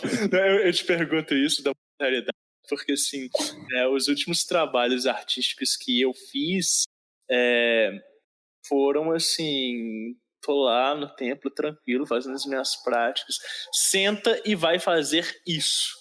Não, mas eu não quero mexer com isso agora, eu nem tava pensando em mexer isso, tem outras coisas. Senta e vai fazer, vai ser desse jeito, assim, assim, assim. E aí, tipo, sentar e executar e falar, não, beleza, era isso que era pra ser feito, né? É isso. Tá, todo mundo satisfeito. É mais fácil quando o Chico fala direto, né? É tipo... você não precisa ficar com um coceiro olhando a imagem, né? Vitória, velho. E assim, a arte como um portal de comunicação. Porque, tipo assim, você vende suas artes, né?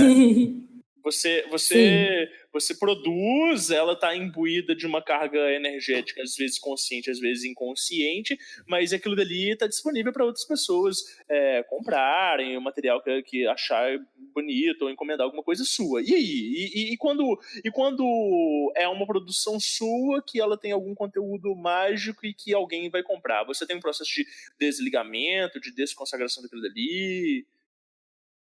Então, eu acho que quando a gente fala de uma produção artística, né, e aí você fala, porra, vou comprar uma tela, uma pintura ou uma arte feita por um artista X. Cara, eu parto da opinião de que você não tem que limpar aquilo. Por quê? Alguma coisa no teu inconsciente ou que está oculta a você se interessou muito por aquilo. Alguma coisa em você achou aquilo ali uma chave. Então, se você achou naquela pintura ou naquele desenho uma chave, você vai neutralizar? Ou você vai explorar e utilizar e ver onde isso vai dar? Porque rolou um fascínio. E aí a gente trabalha com fascínio inconsciente. Por que uma imagem X te chama atenção ou uma imagem Y não te chama atenção? Né? Então, se rola um fascínio do que está expresso ali, eu sou da opinião de que não deve ser limpo. Tá, mas e você no meio dessa história? Você tem que entender o porquê. Eu no meio dessa história depende. Se eu tenho um apego emocional, eu não vendo não. Mas se eu não tenho, eu passo. E você como intermédia desse portal? Entende? Sinceramente, sim, entendo. Que se daria ruim pra mim se a pessoa resolvesse fazer merda com a imagem. Seria isso. No duro.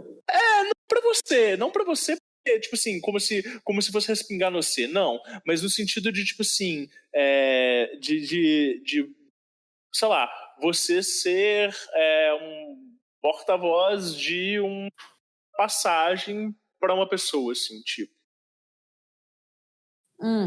Acho que eu saquei. Uhum. Bom, até hoje eu não tive, vamos dizer assim, por exemplo, alguém comprar uma imagem minha e eu sonhar com a pessoa que comprou uma imagem X. Não rolou isso até agora. Uhum. Mas uma coisa que acontece quando alguém compra uma imagem minha para um trabalho ou encomenda para um trabalho mágico, ritual, eu sinto... Eu vou utilizar esse termo que eu acho que a galera vai entender. Eu me sinto energizada. Legal. Por quê? Porque eu sou... É como se eu utilizo da minha própria energia para criar isso, mas se outra pessoa resolve utilizar, é como se desse uma largada no canal, né? Ela faz com que seja mais fácil. Então, Sim. conforme as pessoas vão utilizando e vão falando, porra, eu usei essa imagem, aí eu sonhei com isso, aí eu falei com fulano, aí fulano não sei o quê. As próximas imagens que eu faço, elas vêm com muito mais facilidade. Entendeu? É como se alimentasse para dar uma largada no canal. Claro, é uma espécie de consagração indireta, né? Acho que é uma mão lava a outra e as duas lavam um saco, né? É meio isso. Mas eu digo assim, no sentido de que as pessoas estão depositando ali uma energia que, quando aquilo tem foco, facilita a manifestação, né? Tipo, eu criei uma chave de acesso para ela e ela alimentou a minha. Né? Sai bom para todo mundo. Pode falar. E curiosamente, até hoje eu não tive problema com isso, sabe? De alguém ter ideias erradas de fazer merda com a imagem. Claro, porque parece que esse mecanismo, ele funciona num sentido muito autoprotetivo. E tipo assim, não é também são fazer merda com a parada, né? Tipo, na verdade é uma expressão sua, quase que, não sei se a gente pode usar o termo sagrado, mas é uma expressão assim muito pura sua. É diferente, por exemplo, quando a gente vê assim aquelas expressões da esposa do Kenneth Grant, como é que ela chama? Steph, Steph Grant, né, que ela é uma puta artista sensacional e ela vai e ela e outras pessoas pintam os túneis das clifas, né? E aí você vê assim o magnetismo daquelas chaves imagéticas e como que aquilo dali são de fato um portal. E aí eu fico sempre pensando assim, o quanto de energia pessoal dela tem vinculado naquilo dali, saca? Sobretudo quando você assina o seu nome em cima de um portal, né? O que acontece quando você está colocando ali a sua essência?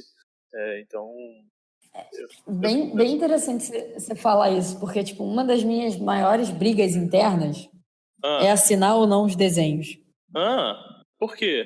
Como artista, eu tenho que assinar. Como praticante de macumbas e bruxarias e etc., eu fico com... Eu encontro uma resistência para assinar. Então, eu ainda não estabilizei isso. Eu assino porque é necessário, né, para o meio artístico, você ter a sua assinatura na arte. Sim. Até para questão de direitos autorais e as pessoas saberem de onde vieram e tudo mais. Sim. Mas no sentido... Por exemplo, se eu tenho a possibilidade de não assinar, eu não assino. Olha só. Eu só assino mesmo porque é necessário, porque se não fosse, eu preferia não assinar. Que interessante. Vitória, então, você usou um termo que eu adoro e que são muitas poucas pessoas que conseguem diferenciar. Então, cara, o que você entende por canalização? Canalização. Essa é uma brisa boa. Mas, vamos lá. Canalização, eu acho que, obviamente, né, bom, para mim vem com a ideia de um canal. Qual é a ideia de um canal? Você faz um estreitamento de um fluxo para uma direção específica. Então, quando eu digo que a arte é uma canalização, você está estreitando um fluxo que vem do outro lado, possa ele ser inconsciente do microcosmos ou consciente do macrocosmos, você está simplesmente estreitando um fluxo da sua consciência para que aquilo possa fluir, né? Não é à toa que a imaginação e emoção, intuição são coisas relacionadas ao elemento água, né? Então, quando eu coloco a minha arte como uma canalização mágica, ela está dentro desse sentido, é você se transformar num canal, né? E aí, obviamente, no sentido da arte específico, da maneira como eu produzo, é claro que depende, depende da minha intenção, eu assumo duas posturas, né? Ou eu assumo uma postura passiva, de passividade diante ao que eu trabalho, né? Para que ele possa se expressar livremente, ou da minha intenção. E aí eu canalizo com um motivo, um porquê, né? Então, a simbologia que eu faria com as duas coisas seria, ou eu me coloco como um canal feito pela mente humana, né, feito pelo homem, para direcionar um fluxo para uma utilização específica, ou é simplesmente um rio, né? Sim, mas eu digo assim, qual que é a diferença, velho, da pintura canalizada para a dita pintura mediúnica? E aí, pra gente contextualizar, né? Às vezes o ouvinte, ele não pintura mediúnica, mas assim, existem alguns médiuns específicos, não é uma coisa tão comum, mas que recebem espíritos e entidades e fazem pinturas, né? Então tem caso de, tipo assim, algumas pessoas que recebem, sei lá, espírito do Picasso e pinta no mesmo estilo, e aí o crítico de arte vai lá e fica impressionadíssimo e tudo, né? Acho que é o Gasparetto e tal. E aí é uma espécie de incorporação, né? Que o cara vai pintando, pinta com as duas mãos, pinta com os pés, sei lá, e tal. Beleza. E aí? E a diferença disso para canalização? Para mim, nenhuma. Para mim, a diferença é o tipo de mediunidade que a pessoa tem. Tá, mas você nunca pintou incorporada? Não é uma prática, Não. tipo. Não, para mim são tipo... Eu acho que a pintura que ela é feita quando você está incorporado, né, no sentido dessas pessoas, eu não falo... Aí eu falo como observadora e como artista que trabalha com canalização só. Para mim, essa pessoa chegou num nível de passividade tão grande para manifestação de uma consciência externa que ela conseguiu até tirar quase a totalidade da pessoalidade dela. Não toda, porque a mão ainda é dela, o corpo ainda é dela. Mas ela assumiu uma postura de passividade frente ao que ela está canalizando, que é tão grande que o poder em si, ele toma posse da ferramenta do médium. Então, ela seria um tipo de canalização intensa, em que seja mais intensa, em que a pessoa, ela conseguiu retirar grande parte da consciência dela, né? Lembrando que quando a pessoa incorpora, ela traz algumas coisas dela e tudo mais, não é? E por aí vai. Depende do corpo, né? Então, a diferença seria o nível de passividade racional atingido. Ela desligou a mente racional dela. Mas, por exemplo, tá. Então, tipo assim, você tá canalizada com uma determinada consciência para fazer a produção de uma arte. E aí essa consciência, ela vai te inspirar, mas ela não vai te auxiliar na técnica ou nos detalhes, certo? Certo. Ou você tem prática de ter alguma consciência que ela te auxilia na prática, na execução? Como uma espécie de auxiliador na técnica? Isso. Nunca parti para esse tipo de noção, porque o artífice sou eu. Né? Eu sou a dona da minha mão. É aí que eu quero chegar quando eu vejo assim, a diferença entre a canalização e a pintura mediúnica. Porque aí não parece que a pintura mediúnica ela seja só uma mediunidade mais aflorada, mas sim da autonomia de quem executa, que é o espírito em si e não o artífice. Entende? Sim, é a passividade. É a passividade. A pessoa ela assume uma postura passiva tão grande que ela dá o domínio do seu corpo para o espírito, que ela está incorporada. E aí ela reduz a individualidade dela nesse sentido, né? Ela dá totalmente a execução do trabalho para a entidade que ela está. Ela se coloca apenas como, vou colocar Ferramenta. um meio, uma ferramenta. Ela é uma ferramenta na mão do espírito, né? Ela é como o pastel na minha mão. E aí entra de novo aquela história. É o material que domina o artista ou é o artista que domina o material? E vai depender de cada um e do tipo de mediunidade, expressão que tem com isso e a relação que tem com isso. Faz lembrar Entendeu? muito aquela discussão de, tipo assim, o cara que executa um determinado trabalho incorporado com a entidade, quanto de poder que, né, tem o cara e quanto de poder que tem a entidade naquela execução, assim, né? Cai naquela de, tipo assim, magia vai depender versus mediunidade. Vai depender do contexto, do paradigma, que vocês adoram essa palavra, da pessoa, né? E aí... Palavra favorita do Vortex. Você estava falando de encomenda, quando uma pessoa te pede uma encomenda e tal. Como é que é a canalização nesses sentidos? Às vezes você se conecta com, sei lá, com alguma inteligência, alguma consciência próxima da pessoa, ou você se conecta com um tema que ela está pedindo? Como é que é isso aí? Quando eu tenho encomendas de uma arte que vai ser utilizada para um contexto mágico, espiritual, e é pedido um tema X ou o desenho de uma entidade específica, o que eu faço? Primeiro, a pessoa ela provavelmente viu alguma coisa no meu trabalho que foi significativa para ela. Então, eu já parto do princípio de que eu tenho alguma conexão com o que ela está me pedindo.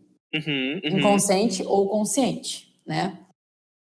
E aí, como que eu faço esse trabalho? Primeiro, eu preencho a minha mente racional e também consciente de símbolos relacionados ao que me pediram. Então, se é uma entidade, eu abro a tela do computador e aí várias imagens daquela entidade, de diversos artistas diferentes. Procuro no YouTube músicas que sejam sobre aquela entidade ou que tenham um contexto relacionado à pintura e vou trocando ideia com a pessoa. Você quer uma coisa X, você quer uma coisa Y, especificidades, coisas que a pessoa quer. E aí eu faço um brainstorm disso tudo, do que eu obtenho a partir da inundação do meu inconsciente com aquele símbolo, mais o que a pessoa quer, mais o que outras pessoas fizeram. Então, ou a pessoa deixa totalmente na minha mão o processo de criar, ou rola o diálogo, né? Você quer uma pose X, uma coisa Y. Então, vai muito do trabalho individual da pessoa e como ela quer que aquilo fique, né? Acho que essa é a parte mais importante de quando eu faço um trabalho específico para alguém. Que legal. O que ela está querendo? Ela está querendo algo que seja específico da ideia dela e eu vou ser utilizada para manifestar as ideias dela mais essa minha capacidade de canalizar, ou ela quer simplesmente a canalização que vai surgir da nossa troca de ideias, né? Então aí varia muito de pessoa para pessoa e é algo mais individual, né? É totalmente personalizado. A pessoa pode até vir com imagens de referência específicas que ela quer que eu siga, ou ela parte totalmente do vamos ver o que vai sair, eu quero que venha para mim o que chegou até você. Porque como eu já tenho uma experiência nesse trabalho de canalização, eu consigo assumir uma postura passiva frente ao que eu estou trabalhando, né? Bom, até hoje não me pediram para pintar uma santa, né? Então ainda está dentro da esfera das coisas com que eu trabalho. Vou te pedir para pintar Miguel.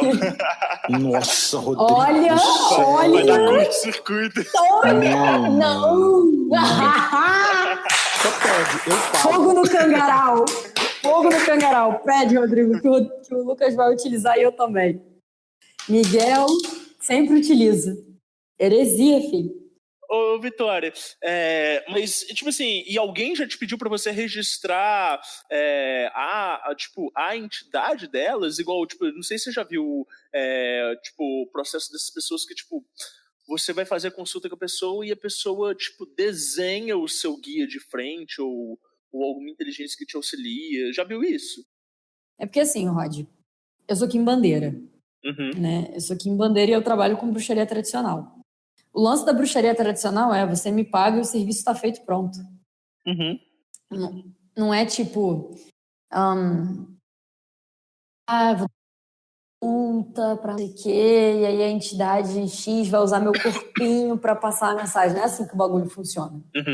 Eu trabalho com as entidades, a pessoa quer uma coisa X feita. Entendeu? Então, dentro dessa parte não mistura arte. Né? A arte seria mais no sentido realmente da pessoa pedir uma imagem de uma entidade X ou Y e eu dar os meus pulos e me virar para canalizar ela. Então, mas... Pra achar os gatilhos mentais para ela. Entendi, mas aí você não acessa a entidade que está com uma pessoa especificamente, não, né?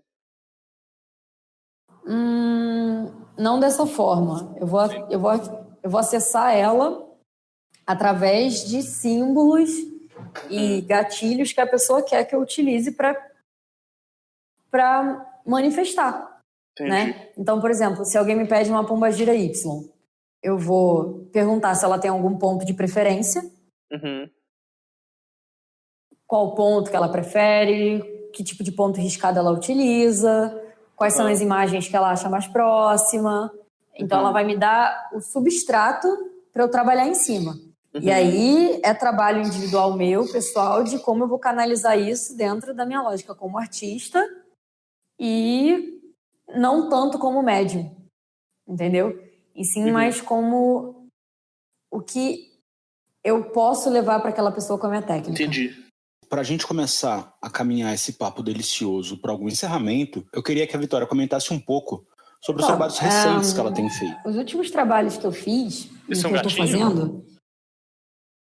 Não. Isso é meu dedo no papel que eu tô pintando enquanto a gente conversa e troca essa ideia.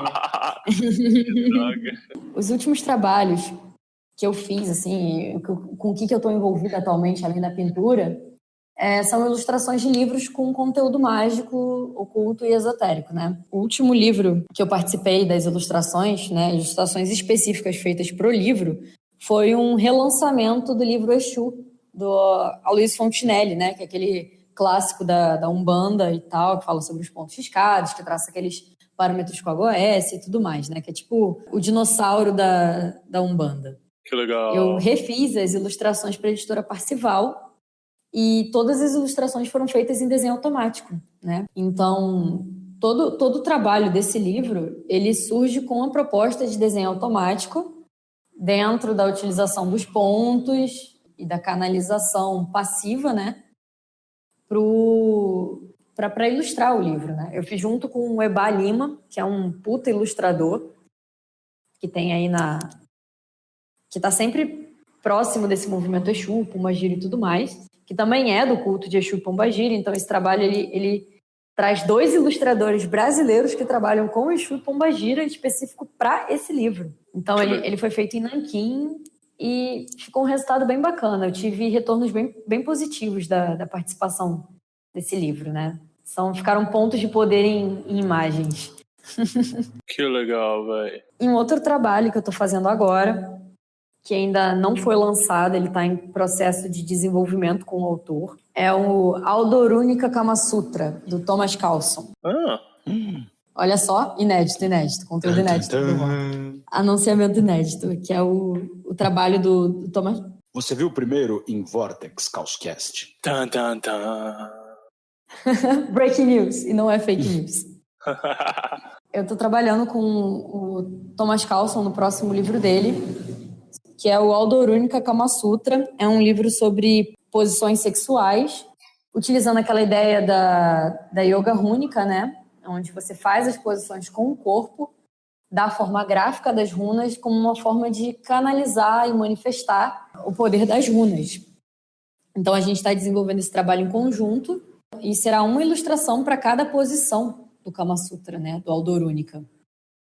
E aí ele deve ser lançado aí mais para frente, lá fora, e depois eu não sei se ele vem para o Brasil, mas se ele vier, seria ótimo, né? Ainda mais com estando em altas runas aqui no Brasil. E está sendo um trabalho bem bacana. A gente está atingindo um resultado muito legal de todo um simbolismo junto com as posições, e não só as posições, e sim todo o simbolismo da runa sendo expresso na imagem, né? Então, você traz imagens que a ideia é não só ser referência do corpo, como também uma referência simbólica para trabalhos meditativos com as runas.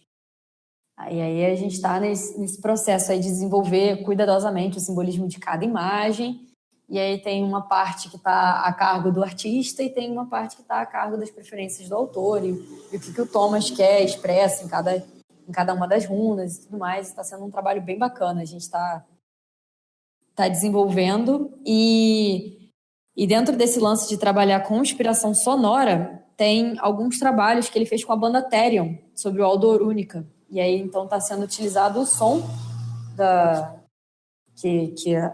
que o Therion desenvolveu, né? É claro que ele é o escritor das letras da banda, para fazer essa mistura de que ideias serão passadas com as ilustrações / o que é canalizado através do processo mágico. Que legal. E aí a gente está trabalhando nisso daí. Porra, que foda.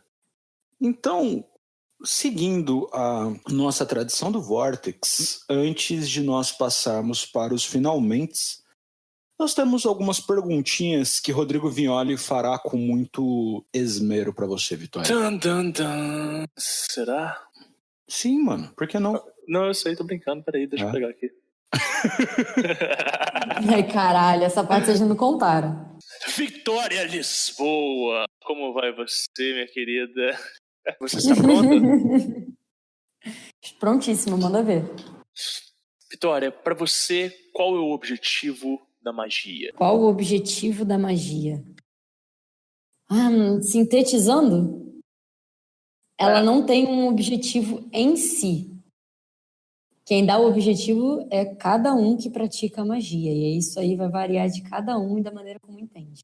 Mas, para mim, como objetivo, isso aí é a Vitória falando sobre o ponto de vista dela, é para transformar a realidade em uma ferramenta. Porra! E também é uma maneira de observar a realidade e uma faculdade da realidade. Então... Animal. Vitória, um livro que todos deveriam ler. Livro que todos deveriam ler. Exu, de Aloysio Fontinelli. Eu pensei a mesma coisa. Deixa eu ver, um livro que todos deveriam ler. Sandman. Não é um livro, é um quadrinho. Ah, moleque, aí sim. Nossa, estamos acertando os convidados. Vitória, um número. 7. E o que a magia não deve fazer? De algo imoral. Algo imoral? Tantam. Seguir a moral alheia. Bom, muito bom. Ui, essa foi indireta, hein? E apoiar o Bolsonaro. Apoiar o Bolsonaro, Vitória, finalmente, quem é Deus? Eu é que não sou. Quem é Deus? Essa daí eu não vou responder, porque definir quem é Deus seria uma heresia da minha parte. Então, sinceramente... Ah, heresia no cu dos outros é refresco. Heresia só é bom com o dos outros. Não, de Deus eu gosto mais da parte diabólica dele. De Deus eu gosto mais da parte dos pecados, né? Que massa. São essas. Estou feliz de tê-la aqui, Vitória. O papo foi maravilhoso, foi super gostoso de receber. O seu trabalho é foda e, além de tudo, você é uma pessoa muito simpática. Dá gosto de tê-la por aqui. Volte mais vezes. Eu fiquei feliz com o convite. Vou falar aquele clássico de todo convidado. Estou honrada com o convite. Não, mas foi muito bom. Você voltar mais vezes. Vai ser um prazer, porque é isso que importa. Muito bom. Então, para antes dos finalmente, se as pessoas quiserem te encontrar, Vitória Lisboa, como elas fazem? Então, meu trabalho pessoal como artista, elas vão encontrar no meu Instagram ou no meu perfil pessoal, que eu misturo os dois, né? Eu tenho que separar o meu perfil pessoal e o meu pseudônimo artista para conseguir focar melhor as coisas. Então, meu Instagram pessoal é o Lisboa V. O Instagram, que é só focado nas artes, é o Arte de Calígula. Dá para me encontrar no Twitter, como Calígula Mor, no Facebook, como Vitória Lisboa, ou o meu trabalho como idealizadora e moderadora do Sinistro Feminino no Facebook, que é exclusivo para a mulherada, que gosta das macumbas, das magias. Que tem um grupo do Facebook, que é Sinistro Feminino, ou a nossa página no Facebook, que é Coletivo Sinistro Feminino, né? Ou o site coletivosinistrofeminino.com. Então, dá para acompanhar os meus diversos trabalhos por aí. Aê! Com muita... Dedo no cu e tinta. Dedo no cu e tinta pro alto. Exatamente. Cara, então com muita satisfação pela sua presença e por esse papo. Vamos fechar o Vortex? Vamos. Sol mantis, ensemen, voltis, vortex, susemperium. Ou no e-mail mesmo. Valeu, obrigado. Então quer dizer que eu vou poder te pagar pra você tocar em mim, Rodrigo? só é exame de toque astral. Os caras, proctologista astral, né? O Rodrigo vai mexer no meu tempo astral. Meu olho de Horus, né? Ver se a glândula pineal do gelo tá saudável, né? Rodrigo, você vai alargar meus circuitos de consciência? Isso tá muito errado para... Caralho! Para... Foco. Mexe com o meu circuito de biossobrevivência. E me faz te chamar de mamãe. Caralho. Isso vai de extra, não vai pro episódio. Eu imaginei. Deus abençoe. Por favor. Por piedade. Amor de Satanás. Vamos abrir o Vortex e a Safe Word, né? É, tio. Quando o BDSM tá indo ruim demais, safe word. Canela, canela, canela. Nossa! Tá. Nossa, essa é uma pergunta complicada, hein? Rodrigo, Escolheu se a a pergunta mais bosta, você complicada. avisa. Demorou. Inclui as do quiz? Não, a gente já superou isso. Acho que eu ainda tô traumatizada. Tipo, Por isso que aftercare é importante. Não, gente, volta, por favor. Volta pra primeira pergunta que eu não ouvi. Áudios aleatórios de alguém falando aí alto pra caralho. é aí, Gelo.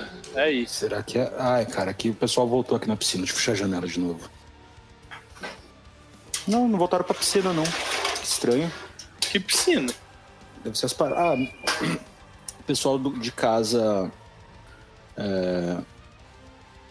montou a piscina aqui. Ah, entendi. Piscina na laje do gelo! É, meio isso. Eu me perdi um pouco agora, pera. Você consegue voltar de onde você tá, Vika? Não sei, a gente tava brisando sobre... Então, caralho, não sei nem puxar. Gelo, continua aí. Ah, claro, pau no cu do host. Pau no cu do host! Eu vou pegar esse áudio da Vitória só pra inserir quando o Rodrigo mandar fazer as coisas.